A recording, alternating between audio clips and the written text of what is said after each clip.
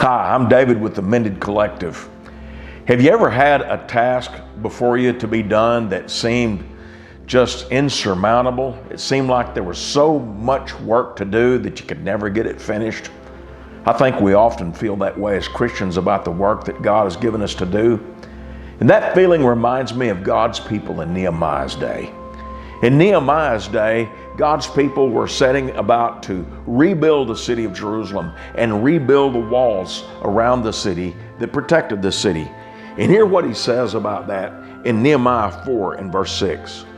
So we built the wall, and the entire wall was joined together up to half its height, for the people had a mind to work. The task seemed monumental, insurmountable, but they did it. Even against great obstacles, a lot of opposition they faced from other people living in the land. But God's people did it. Why? Well, certainly God's blessing was with them, but what part did they play that made that work possible? The Bible says that they succeeded because the people had a mind to work. And that's the heart I want to talk about us Christians having regarding the work that God has given us to do. That we should have a mind to work. I hope you'll enjoy this video.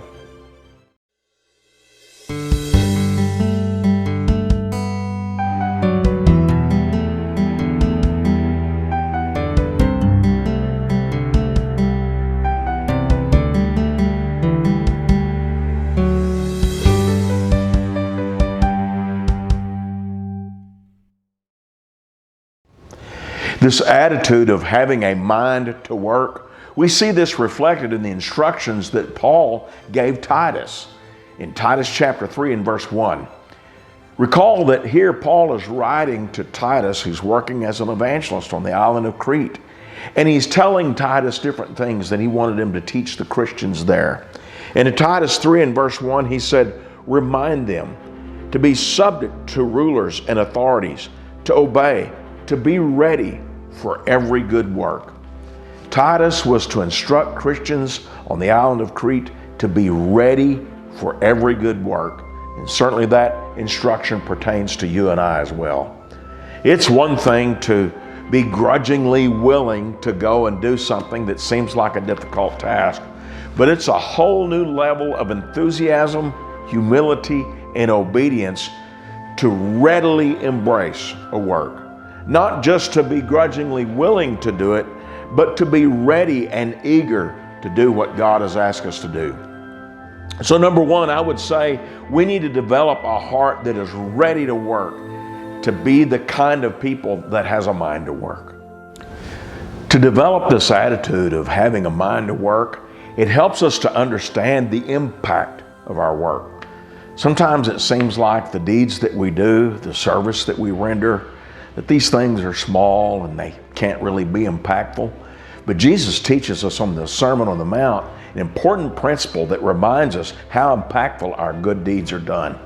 He talks about us being the light of the world. He talks about a city that is set on a hill and how that it can't be hidden.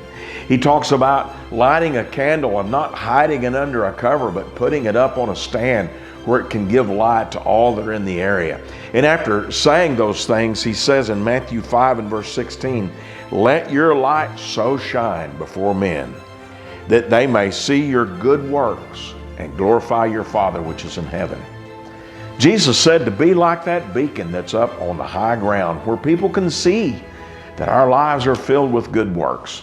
And be sure, we're not doing this to draw attention to ourselves or to try to make people think highly of us, but our works have in view the goal of leading people to glorify God.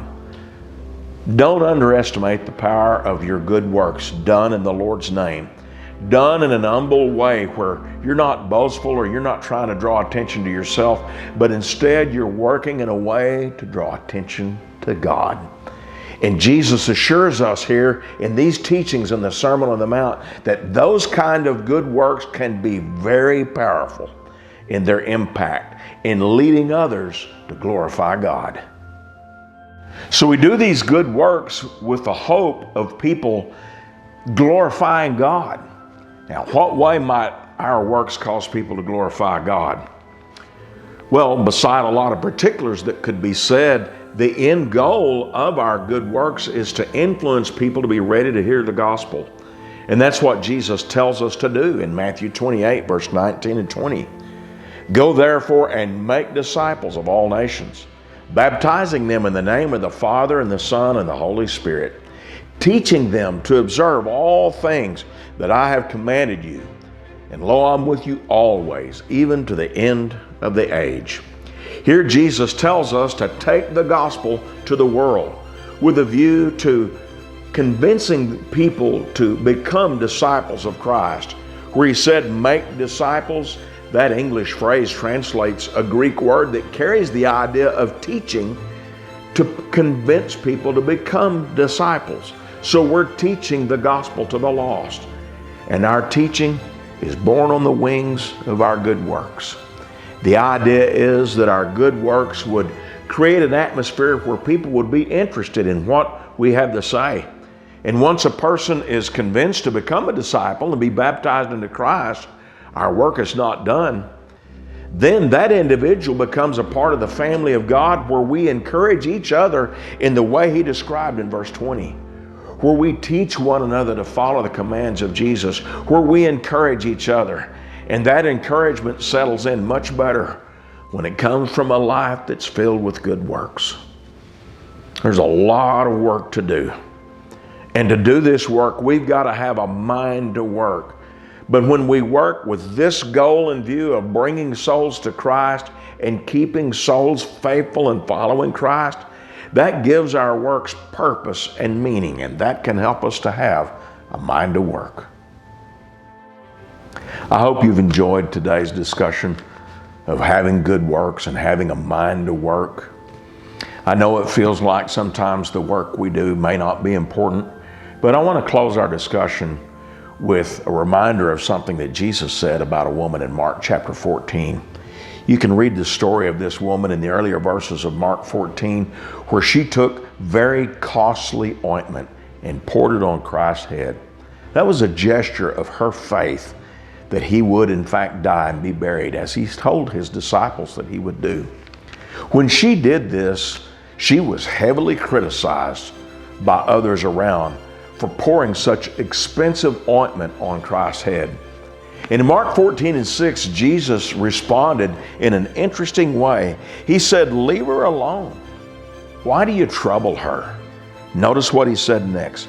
"She has done a good work for me." A good work? Pouring expensive oil on his head? Is that really that big of a deal? Well, in the grand scheme of things that we do to help others, that may seem kind of small, but Jesus said it was a good work. You see, it was an expression of her faith, her trust that he would in fact die.